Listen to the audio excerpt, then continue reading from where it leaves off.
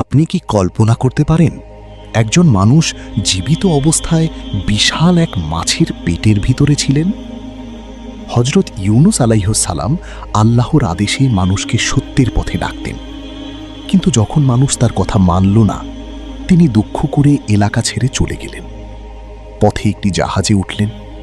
হঠাৎ সমুদ্রে ভয়ঙ্কর ঝড় শুরু হলো। অবশেষে তাকে সমুদ্রে ফেলে দেওয়া হলো, আর তখনই এক বিশাল মাছ তাকে গিলে ফেলল।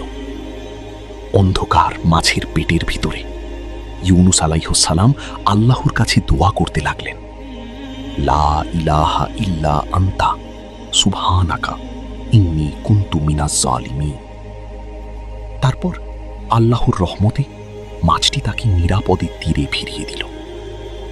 যত বড় বিপদই আসুক, আল্লাহর উপর ভরসা হারাবেন না, কারণ আল্লাহ চাইলে অসম্ভবকেও সম্ভব করে দিতে পারেন।